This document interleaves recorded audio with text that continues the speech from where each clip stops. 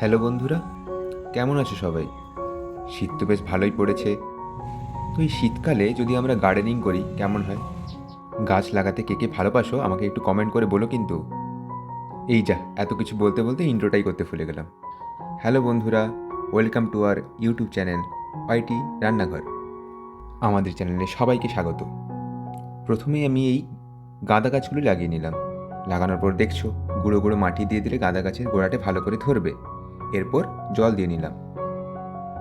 বড় বড় গাঁদা ফুল হয়ে থাকলে কত দেখতে সুন্দর লাগে না? তাই এবার গাঁদা গাছ লাগানো। শুধু গাঁদা গাছই নয়, গাঁদা গাছের সাথে সাথে ডালিয়াও লাগাবো। আজকে প্রায় 20টার মতো ডালিয়া গাছ এনেছে মা। পার পিস নিয়েছে মনে হয় 10 টাকা করে। প্রায় 10-15 রকম ভ্যারাইটির আছে। ডালিয়া ফুলগুলির গন্ধ তেমন না থাকলেও এটি এত বড় বড় হয় যে দেখতে খুবই সুন্দর লাগে এবং রং বেরঙের হয় বলে আরও অ্যাট্রাকটিভ হয়।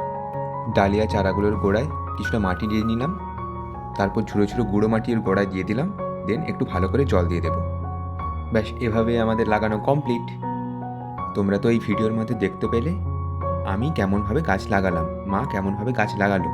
কিন্তু আমি তো জানলাম না তোমরা কে কে গাছ লাগাতে ভালোবাসো। তাই যদি তোমরা কমেন্ট করে জানিও যে কে কে গাছ লাগাতে ভালোবাসো, তাহলে অবশ্যই আমি তাদের রিপ্লাই দেবো।